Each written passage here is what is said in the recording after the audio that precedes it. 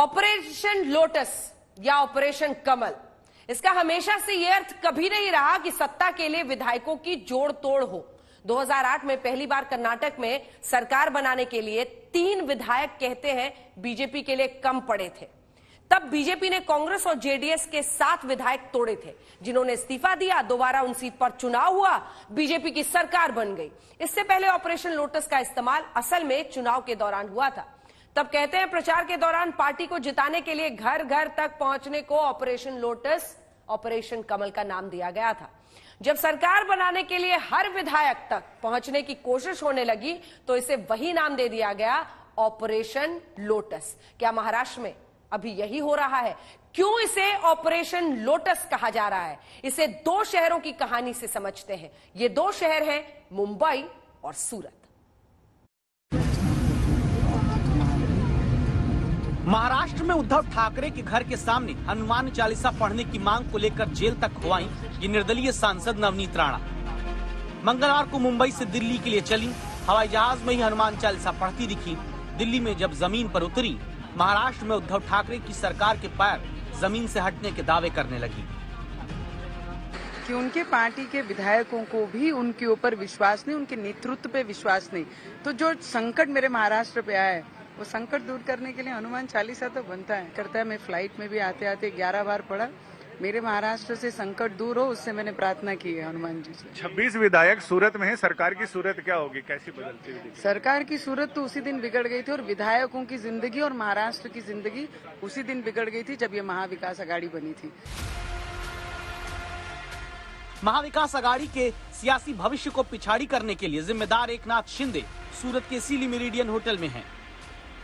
दावा है उनके साथ 35 विधायक हैं। बाहर पुलिस का बंदोबस्त तगड़ा।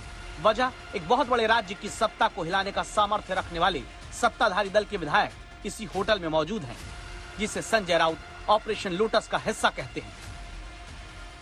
एक विधायक को वहां जो उनके कब्जे में है, वो उसने कल रात को भागने की कोशिश की थी। वहां से देखिए विधायकों की मानसिकता देखिए, वो वहां से भाग रहा था वापस आने के लिए, और भी 4 विधायक उनके साथ थे। गुजरात पुलिस ने जाकर उनको पकड़कर वापस वहां बंद कर दिया। क्या यही ऑपरेशन लोटस है? यही डेमोक्रेसी है? गुजरात की भूमि से अगर लोकतंत्र की इस प्रकार से हत्या होती रहेगी तो ये देश में क्या बचेगा? ऑपरेशन लोटस यानी इसके अब तक के राजनीतिक प्रयोग पर नजर डालें तो प्रक्रिया कुछ ऐसी रही, जिसमें दूसरे दल के 2/3 विधायकों को सीधे अपनी पार्टी में शामिल करा दिया जाता है ताकि दल बदल कानून का कोई पेंच न फंसे, या फिर दूसरी पार्टी के बागी विधायकों का इस्तीफा दिलाकर वापस उपचुनाव में अपने दल से लड़ाकर जिताया जाता है, फिर अपनी सरकार बनाई जाती है। ऑपरेशन लोटस में सबसे अहम होता है होटल। होटल भी ऐसा वैसा नहीं, अपने किसी मजबूत सत्ताधारी राज्य का होटल, जहां पुलिस और प्रशासन अपनी ही सत्ता के शासन वाले राज्य का हो। अब महाराष्ट्र के शिवसेना के विधायक गुजरात में सूरत के होटल में मौजूद हैं। क्या इसीलिए इसे शिवसेना और कांग्रेस ऑपरेशन लोटस का नाम देने लगे? एक और आरोप को सुनिए। भाजपा की जो राजनीति है, केंद्र की सत्ता का दुरुपयोग, केंद्र की तपास यंत्रणा का दुरुपयोग और सत्ता से पैसा, और उसमें और सत्ता कैसी कमाना, यही उनकी रणनीति रही है। अब आप सूरत के इस होटल के बाहर मंगलवार की गतिविधियां देखिए। एक मर्सिडीज कार आकर रुकती है।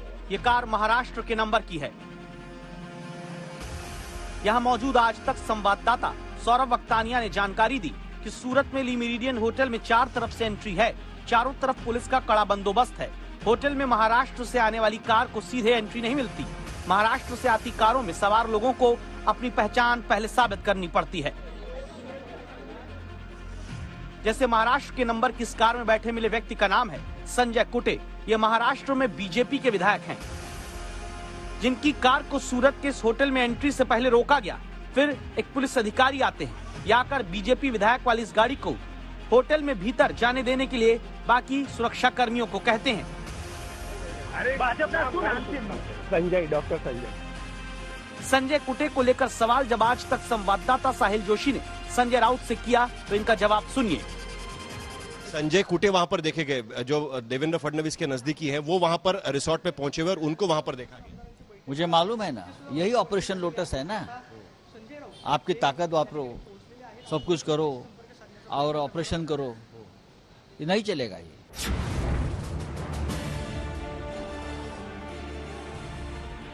मंगलवार दोपहर सूरत के इसी होटल में जहां शिवसेना से विरोध करके एकनाथ शिंदे कई विधायकों के साथ मौजूद हैं, यहां शिवसेना नेताओं के साथ 5 गाड़ियों का काफिला पहुंचता है। इस पहली कार में मिलिंद नार्वेकर बैठे हैं, जो शिवसेना में ट्रबल शूटर माने जाते हैं। कार चलाने वाले शख्स का नाम रवि फाटक है। रवि फाटक ठाणे से आते हैं। ये एकनाथ शिंदे के करीबी कहे जाते हैं। आज तक संवाददाता सौरभ वक्तानिया के कैमरे में कैद तस्वीरें कहती हैं कि जब एकनाथ शिंदे होटल के भीतर हैं, वहां शिवसेना के दोनों बड़े नेता बात करने पहुंचे, मनाने पहुंचे, तब पहले इन सभी गाड़ियों को रोक दिया गया। फिर पुलिस अधिकारी आए। एक बार लगा कि क्या वाकई शिवसेना के नेताओं को सूरत में होटल के अंदर नहीं जाने दिया गया। जो ऑपरेशन लोटस की बात संजय राउत करते हैं, क्या वो सच है? तभी पुलिस अधिकारी शिवसेना के दोनों बड़े नेता की कार को होटल के अंदर जाने देने का इशारा करते हैं। बड़ा तामझाम अफरा तफरी हुई, लेकिन आखिरकार पुलिस ने जो रवि फाटक और मिलिंद नार्वेकर को अलाउ किया है कि वो होटल में जाए और शायद उनकी मुलाकात एकनाथ शिंदे और जो बाकी के बाकी एमएलए से उनसे हो सकती है। एकनाथ शिंदे के साथ ही दावा है कि शिवसेना विधायक नितिन देशमुख भी सूरत के इस होटल में हैं, लेकिन विधायक जी की पत्नी ने अकोला के अपने विधायक पति की गुमशुदगी की शिकायत पुलिस के पास जाकर कर दी। जब किसी भी राज्य में दलबदल या बगावत की कहानियां आती हैं, तो ऐसे किस्से कुछ जरूर होते हैं। विधायकों का अपना अपना हिसाब चेक करने के लिए क्या क्या किया जाता है, ये इन तस्वीरों में कैद है। शिवसेना नेता खोज कर अपने विधायकों को लाने में जुटे रहे।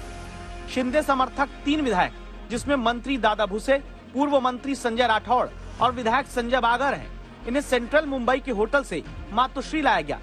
शिवसेना के एमएलसी सचिन अहीर को इन तीनों विधायकों को मातोश्री तक लाने का जिम्मा दिया गया था। बावजूद इसके दावा है कि शिवसेना अपने 55 में से 22 विधायकों को ही अपने साथ जुटा पा रही है।